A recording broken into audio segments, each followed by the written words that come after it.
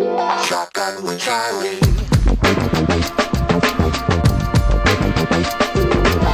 Riding shotgun refers to the practice of sitting next to the driver in a moving vehicle.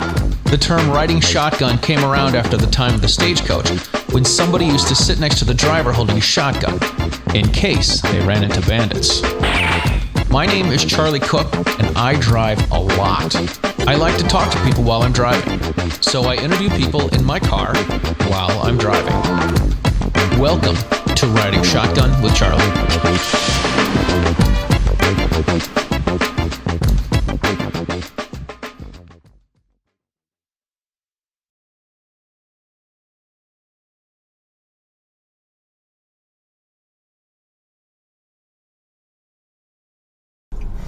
All right, ladies and gentlemen, welcome to this episode of Riding Shotgun. I have my good buddy, Dr. Jon Green. He's not a real doctor. I call him doctor. But neither are you, I mean. I know, right? You played doctor as a kid.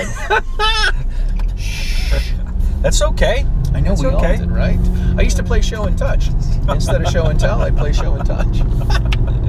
Anyway, so we're back with my gun guru, Jon Green, with the Gun Owners Action League. And the last time we were together, I kissed you. That's once is enough. Yeah, that's why I'm not going to kiss you again. I'm about to blame you.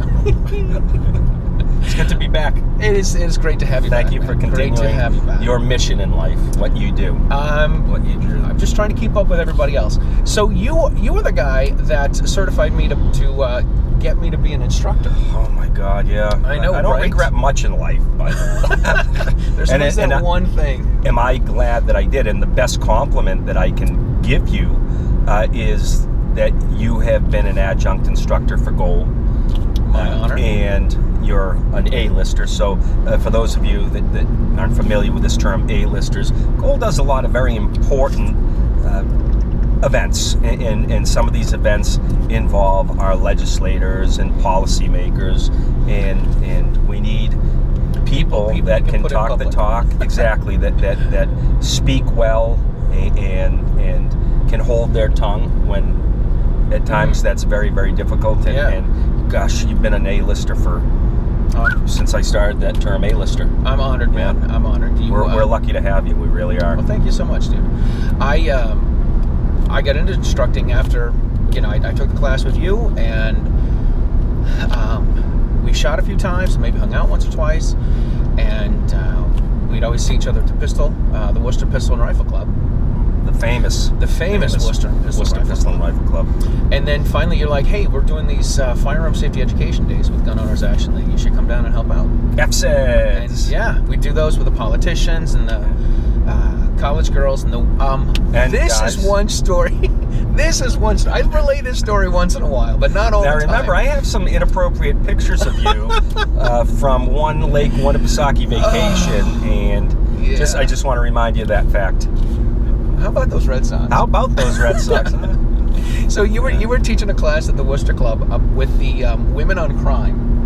All right. The authors, women female authors. Yeah, the mystery writers. Yes, they were. Oh, what is Sisters in Crime? Was Sisters in Crime? Yes. I think it was Sisters in Crime. Sisters in Crime. Awesome women. So how do you kill somebody, right? Right. If you were going to kill somebody, how would you do it? Well, so, this is great. I never really thought about it. That's not true. That's not what you said. This is what you said. You ready? Oh, okay. All right. Now you're calling me a liar. I'm not calling you a liar, but I'm telling you what you said. You said, well, if I Let's just say I'm forgetful. All right, there we go. You said if you were going to shoot someone, if you were going to kill someone, you would shoot them with a revolver because it keeps the shell casing. You would pop the primer out and throw it away. You would take the case and you would throw it in Lake Quincy. And then you would take a file and all the other billion cartridge cases and right.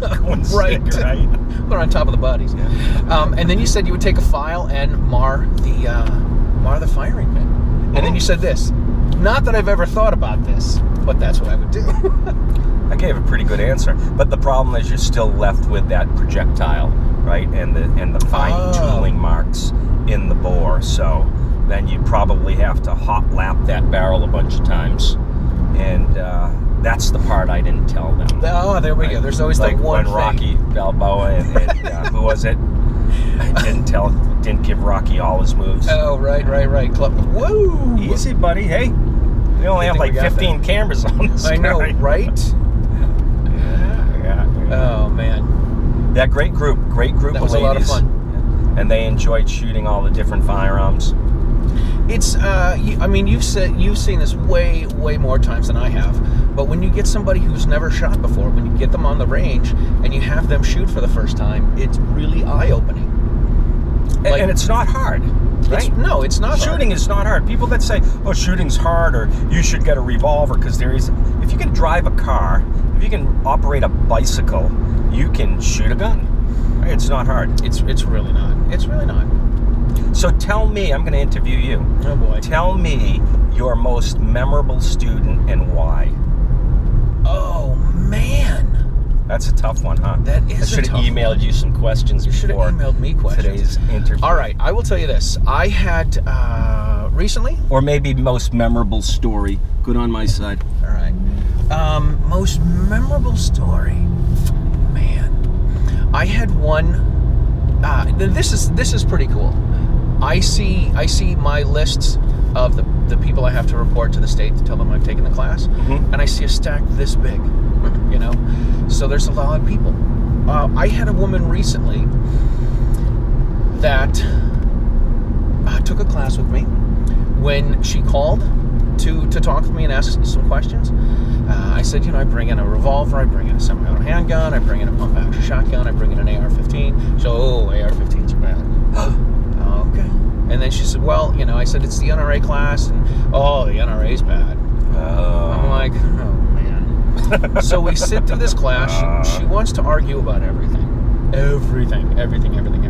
My husband was in Vietnam, and he's, he doesn't want to have any guns in the house. Who was super happy she was taking the class? You. Her husband. Her husband, because he gave him 4 hours of peace and quiet. That's the truth. All right, sorry for interrupting. So she's like, my husband was in Vietnam, and, he saw a lot of bad things, and he never, after he got out, he never wanted to have a gun. And my boys are in the military, and they came out, and they have all these guns that you're not supposed to own. And I'm like, so they're breaking the law? They have all these things you're not supposed to own? Well, no. It's okay. I didn't say that. Right. Yes, she did. And then she comes out and she's like, you never want to shoot anyone or use a gun, blah, blah, all this anti-gun wacko stuff. And then she comes out and she's like, my husband was in Boston, and he was, cleaning a building or something, and he came out late at night, and there were these 3 guys that had a baseball bat, and they were going to attack him. So he pulled his gun out, and then they turned and ran. I'm like, so your husband used a gun without firing it successfully and saved his own life. She's like, well, he wish he never had to pull it. I'm like, well, no shit. He didn't have to. We all hope that. Right. We all hope we don't have to, but he didn't have to. He didn't have to pull a gun out and save himself. He could have taken a beating. Unbelievable. And that was Why don't you get on 31? Like, holy moly. We'll go up through Princeton. Nice. And that was I thought that was a little crazy. I did have a lady when I was teaching at a local shooting school, which I will not mention. I did have a lady sleep through a class one time. Yeah, and I'm like, that's tough. Do I have to give her a certificate? And I had one young guy came up to me after the class. He asked a couple questions during the class, and I'm like, this guy seems a little off. But the only gun that he wanted to buy was a Mossberg chainsaw. Yeah. So his 2 questions were, if I'm drunk, it never starts out well. If I'm drunk, he's like, if I'm drunk and my buddy's driving me home and my shotgun's in the car, is he gonna get arrested if he gets pulled over? I'm like, for possession of the gun, no. But you being drunk and 18, you'll probably get in trouble for that. And then he says, if I'm at a party and a guy threatens my girlfriend with a knife, can I go to my shotgun and bring it back upstairs and blow him away? And I'm like, you might need to expand your dating pool. Your issue is not the shotgun; it's your taste in women. Right? Yeah. Unbelievable. The Mossberg said, the chainsaw's a ridiculous gun to buy, but it really is. Rock on. There's a market for it. Yeah. I always tell people, they say, what's the reason I should tell the police why I want a gun? I said, well, don't tell them you want to overthrow the government, don't tell them you want to shoot zombies, and don't tell them you want to shoot clowns. anything other than that is going to be fine. Flies. That's good advice. You know, because if you go in and say you want to overthrow the government, you could be a crazy person. Well, I think it depends on the department in which you're working with. Right? Maybe. Of course, those departments are probably located in states that have a respect for the Second Amendment and our civil rights. Right. I call that free America. Free America. I remember the time you had to fly down to Texas, right? And you get off the plane, you had your credit. You have a lot of shit stolen from you. My God. I'm a victim. I'm a victim. Maura Healey must be so proud of you. You are a victim. You're a victim. I'm a victim. And the judge says, Charlie, I've read your resume and NRA instructor. What do you think of our the laws we have here in Texas? I said I could smell the freedom when I walked off the airplane. Yeah, that's great. So when the judge... So I do listen when you speak. I do. I love these stories. And you can even remember them. I do. I do. Oh, man. Too much fun, man. Too much fun. Yeah, I said that in a jury, in a court in Houston, in front of the judge, the jury, and the guy who racked up $50,000 of credit card debt in my name. Wow, the credit card companies gave you a $50,000 limit? I know, there's the real news. That's the crime, brother. That's the crime. That's awesome. Oh, goodness. But it all worked out in the end. It did. Now, who covered the flight for you down to Texas? The government did. Nice. Yeah, the government. Nice. The government took care of everything. Yeah. So we're not anti-government. We're just anti a lot of government. Yeah. Too much government regulation and whatnot. Oh my gosh. That is awesome. That is awesome. I didn't know that they had paid the flight. Yeah, they paid for everything. Put you in a nice hotel room. Put us in a nice hotel room. We Cover your drinks. Not all of them. Just the first round. Maybe you drink too much. Only kidding. Scratch that. Edit that. Well, I do believe that Willie Nelson said the last drink is always one too many. Yes. Follow the signs to Holden. For Holden, all right. Maybe we'll meet Richard Hertz. Right. Dick Hertz from Holden, Mass. Holden, Mass. Waka. So when we were closing on the house, we had Darius R. Bobby. We speak a lot of him, rest his soul. So Darius wasn't able to do the closing, put us in touch with one of his suite mates, another attorney, funny guy. And the attorney for the seller was just this uptight female attorney, just no sense of humor, never smiled. And by golly, we're going to bang a left here. By golly, if our attorney at the closing didn't say, you know you're going to be living next to Dick Hertz from Holden, if he didn't say it 30 times in the closing. So finally, the attorney for the seller says, okay, we get it. Yeah, Dick Hertz from Holden, very, very funny. Can we get on with this? If he didn't say it another 5 times. You know what, if you just laugh once, it'll be fine. You want to make sure they keep getting the message. Dude, I used to teach, so when I used to teach big classes, 20, 25 people at the shooting school, my deal is this: I will bust my ass to get someone to laugh. And I always tell people I'm the least threatening, most offensive. Yes. That's the way I do it.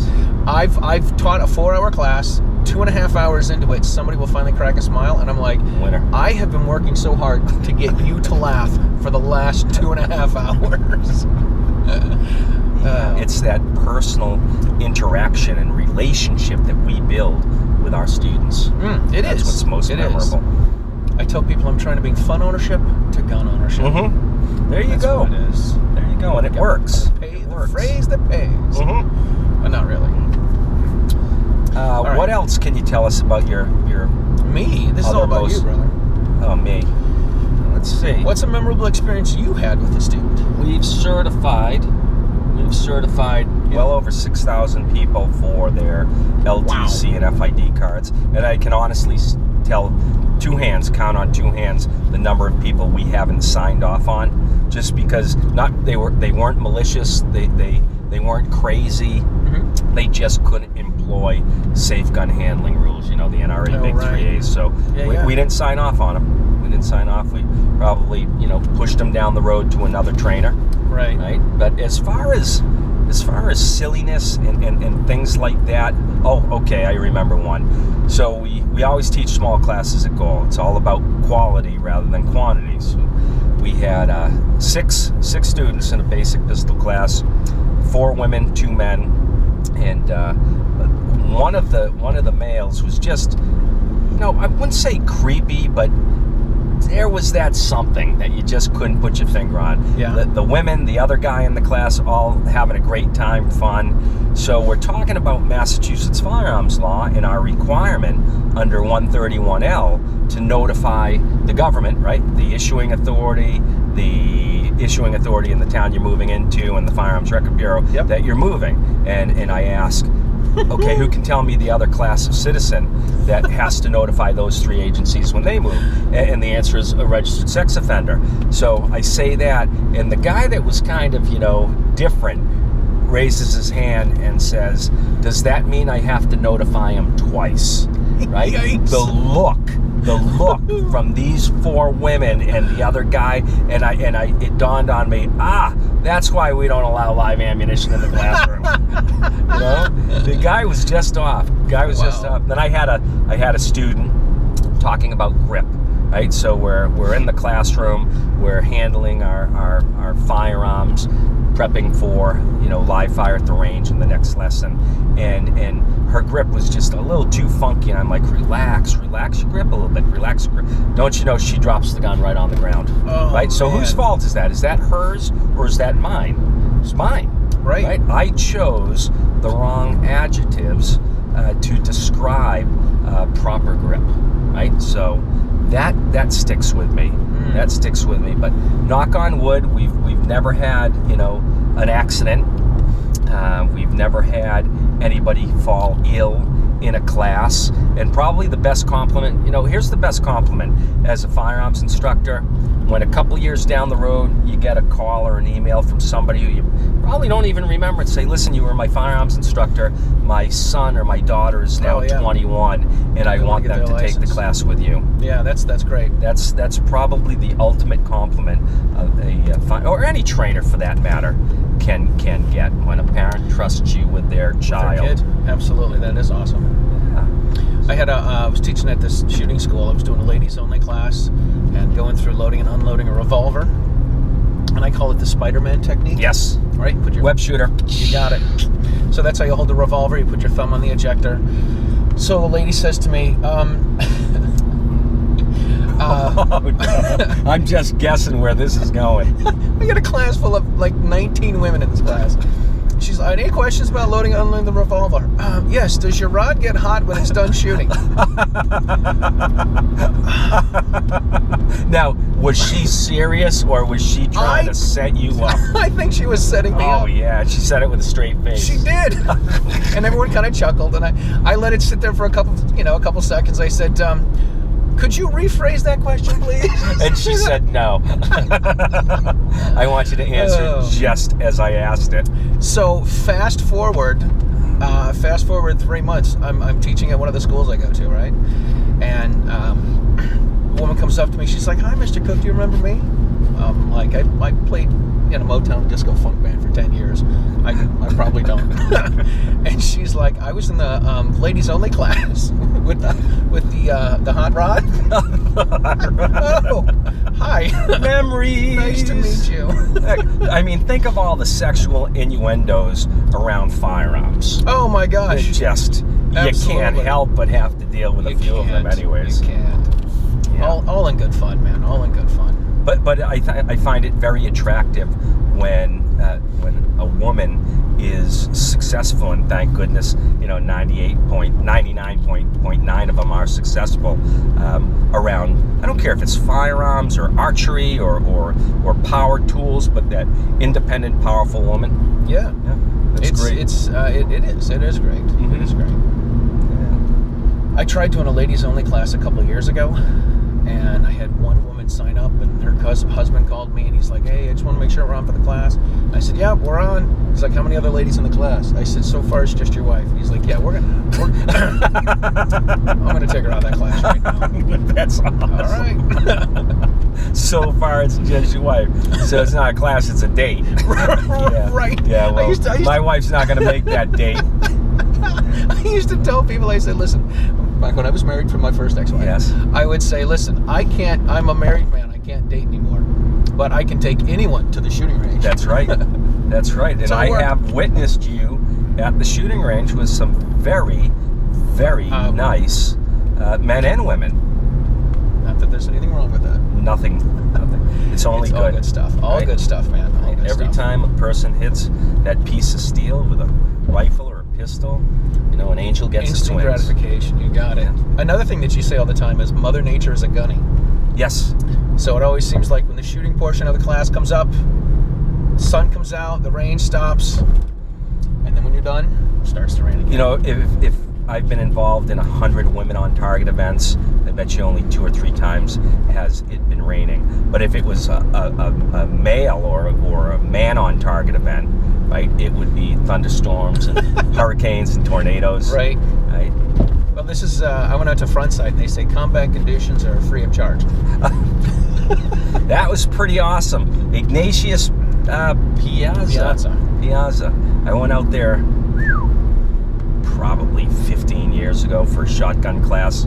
Yeah. And we had the trainer and the co-trainer. And the co-trainer was an old Army veteran. Didn't see too well. Don't think he handled the shotgun too well. But boy, was he a bag of laughs. And then you had, you know, a very accomplished trainer. So it was a 3-day shotgun class. Very cool. Fine training. Fine training. Who are some of the trainers you've been with? And I don't mean in that way. Besides you, let's see. I went out to Frontside. I haven't really taken. I don't want to say I haven't taken that many classes, but I would always like to take more. I took the class with Rob Pincus a few years ago when he was in town. You need to get him in here. He was on my list of on my phone. I have a list of people, and I've been calling Rob the rock and roll instructor because when I took the class with him, he's like, yeah, I don't have a house. He's like, I sold my house. He's like, I travel all the time. Oh boy, his life changed for him. Right, married. I'm on the phone with him last night, and Daddy, what, honey bunny? It looks like your truck. You know, so baby Pincus, and I call him Padre Pincus. Well, maybe when he's out here in September, you can get him in the car for an hour. That would be way cool. And Clint Smith. He is a riot. Yeah. Oh my God. I've trained with Clint and Heidi on 2 occasions. Yeah. And just there's nobody in this world better than Clint at giving you the straight talk on it. Right? At straight talk. What was the last thing I saw on the YouTube videos? Talking about loading the Armalite rifle, right? Eugene Stoner's Armalite rifle. Oh. Like, thumbs up for Jesus. Thumbs up for Jesus. Right. Holy Clint. And the fire extinguisher. Smash him in the head. Right? And the guy's just a no bullshit guy and, you know, loves God and country. Yeah. And Heidi. And love to see him. You might have to drive out to Oregon or Washington to get there. You know what? I want to do an interview in every state. You can bang a left. Bang a left. All right. Bring us right through lovely Holden Center. The video of his I love the most is where he talks about the redeeming quality of a revolver. You know, and he's like, you put it right up against him because the wound channel is 2/3 the impact. You're gonna need a shower because there is gonna be splash. But he doesn't, you know, he tells it like it is. He's got an amazing resume, that guy. Amazing resume. Yeah. You know what I think is pretty interesting? All right, so it's just you and I in the car, and we're bullshitting about this. Everybody in the gun community gets on each other about finger on the trigger and safe direction. Everybody, all the time. But Clint Smith has, when he talks about the revolver video, he puts a Glock to his hand, pushes the slide back, squeezes the trigger, nothing happens. Right. I'm like, so no one's going to tell Clint Smith that his finger's on the trigger. You know, it's all context. It's all context. It's certainly not what we would do in a basic class, but totally. You know, I've taken classes where, all right, no video, and we are frisk, pat down. Nobody has any knives, any ammunition, any pepper spray, any other guns, anything that can hurt us. Okay, chamber check the guns. We got a green.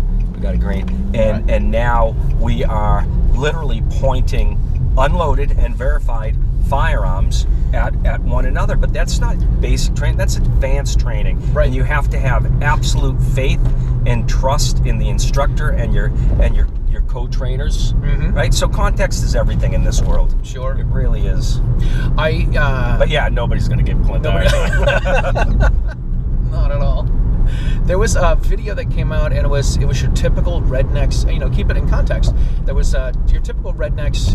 Bib overalls, camo, the whole deal. Big fat overweight white guys, and one guy was just firing a bunch of handguns. Dropped the gun, picked up a shotgun, fired that, dropped that, picked up an AR, started shooting that, and his buddy's laughing, and the video guy's here, and the guys over here shooting, and they're shooting right past him, and this guy's laughing his ass off. And everyone's like, these are not what gun guys are like, and all this sort of stuff, and there we go. The police are coming, and then literally the same week I saw a video of an instructor doing the same thing, but he was shooting from a car, and the car was here, and the cameraman was here, and then he ended up going behind the car, and I'm like, no one's going to complain about this, but we're going to complain about the two rednecks, right? There's a lot of testosterone. Oh, sure. In gun ownership, and especially the training realm. Yeah, definitely. But then there's us. Then there's us. Not to say we have a lack of testosterone. Right. But I love to sit back and let that type of individual argue and defend their position. Yeah. On the interwebs. This is when you grab the popcorn and crack a beer. Yeah. Sit down. All right, let's see how it's this goes. It's going to be a good story. Mm-hmm. Kyle Lamb. You need to get Kyle Lamb in here. Oh, that would be cool, too. Kyle Lamb. He's a funny guy. I mean, those, to me, the best trainers in life are people that can make me laugh, because if I'm laughing, I'm having fun. Having a good time. And share with me through crisp and confident demonstrations and constructive criticism methods that make me better. And I don't care if it's simple stuff or more technical stuff, but if I'm laughing, I'm having fun. I know you're going to remember it. Totality of the circumstances and the situations. Mm-hmm. But yeah, these monotone dun dun dun. Let's laugh a little bit. Let's come on, we got to have some fun. Yeah. I think that turns off. I know for me, if somebody has like the font that they use is the Army stencil, mm-hmm. I'm like, yeah, you know what? That's not for me. All right, this is where we have that weird intersection where we take Shrewsbury Street. Yeah, you can't really screw this up because it's all interconnected. Oh, there we go. One road leads to the. How much more time do you want to go here? We only got a few minutes left. Okay, then. Till we're close. Follow this blue Subaru. All right. Toyota. Did I tell you I was in the auto business for like 30 years? Yeah, used to give them the 30-30 guarantee. 30 feet or 30 seconds, 30 whichever's minutes, first. 30 minutes or 30 miles. Yeah. What else can you tell us, man? Impart some wisdom. Good stories. Wisdom. Shoot a lot. Do take part in different disciplines, right? So if you're not a clay target breaker, break some clay targets. If you're a trap shooter, try skeet. If you're a skeet shooter, sporting clays, 3-gun, 2-gun competitions, gallery shooting. It's all fun, and you meet different personality types in the different disciplines and shooting sports. But man, it's getting out there and hunting. Gosh, I love to hunt. Jake and I are heading down to Texas here in another week. Awesome. After junior conservation camp. We're gonna do some hog hunting. And then I look forward to bow season. Nice. Another doe permit last year. Very cool. It was a twofer for me in Shrewsbury. Harvested Shrewsbury, West Boylston, I forget. Harvested a buck and a buck in Shrewsbury. Whoa, a lot of cops here. A lot of cops here. And a doe in where was I? I think Boylston, West Boylston. One with my muzzleloader, one with my bow. Very cool. Just love it. Just if I could sit in a tree stand for an hour or two every day, I would.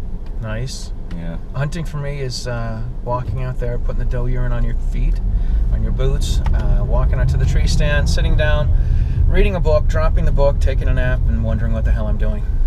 Then you know what? Mix it up. Squirrel hunting. Here's something really cool. All right, so there's no season for gray squirrel, which you find in the neighborhoods. Oh no, there are. There is, yeah. Right. But red squirrel, you don't find red squirrel in the woods. There's no right. They're in the neighborhoods. Yeah, we've got a couple of Reds hanging around. So I'm at the junior conservation camp this week, teaching 120 kids how to shoot shotgun. Awesome. And the Division of Fisheries and Wildlife sends up, no, go straight. Division of Fisheries and Wildlife sends up their new editor of their magazine, guy by the name of Troy Gibbs, to do a photo expose on the camp. Cool. Troy and I were bunkmates at the Mass Junior Conservation Camp back in, we're guessing like 1982, when it was at Camp Marshall and Spencer. And lo and behold, I've been working for Gun Owners Action League, and if it wasn't for the camp, I wouldn't be working in this industry, in this civil rights fight that we have. And if it wasn't for the junior conservation camp, Troy wouldn't be working for. So it's amazing. They're off right here. That is pretty amazing. So you get out there again. I don't care. Try different types of hunting. Duck, upland, big game. But if you want to get your kids interested in it, take them out squirrel hunting. That's easy. Turkey is easy. Bring them to a preserve. Let them harvest some pheasants. Take them to your best spots. You're gonna veer off here. Take this right. Take them to your best spots and get them while they're young. Get them hooked on hunting, because you'll make an amazing citizen. And in your words, not mine, we're not trying to raise good kids. We're trying to raise good adults. We are. See? We're trying to raise kids to be good adults. I love it, man. Who listens to you more than me? I've given like 150. My God, Sophia and Spence, huh? Oh, yeah, man. You and your first ex-wife. I gotta hand to you. You make good-looking babies. Make good-looking kids. Yeah. I at one point. What's going on here? I hope they're not repossessing my wife's car. At one point, after stop here. All right. After my son was born, we you can stop here. Oh, really? Yeah. Stop here. Yeah. All right. You can stop here. After my son was born, my wife's friends were trying to trying to get pregnant. They can't do it. And I'm like, you know what? I have blue-eyed, blonde-haired kids. I should put myself out to stud. You really should.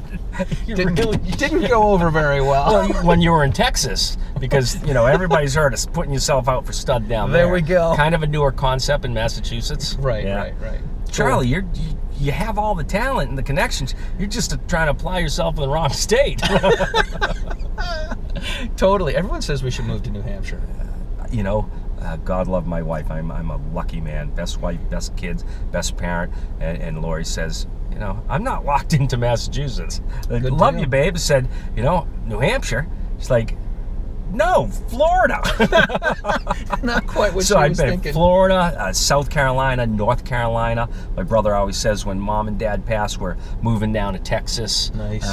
But who knows what the future holds. But if it wasn't for the lousy gun-owning state of Massachusetts, you and I wouldn't be in this car right now. This is absolutely true. Yeah, so funny paths we take, brother. Funny paths. Cool. Yeah. All right, listen. So you guys need to check out Jon Green at the Gun Owners Action League. Your email is jon@goal.org. All right, and goal.org. Goal.org. That's the Gun Owners Action League, the state's pro-gun organization. Stuff. Yeah, absolutely. The love. Also need to check out the Self-Defense Radio Network, where all of your pro-freedom podcasts are, and like and share and subscribe all of the Riding Shotgun stuff, and we will see you guys next time. Red Squirrel. Only kidding you. You bastard.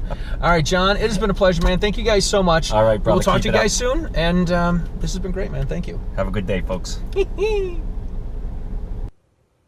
This is Cheryl Todd of Gun Freedom Radio. And I'm the other guy, Dan Todd, reminding you that we and the show you're watching are proud members of the Self-Defense Radio Network.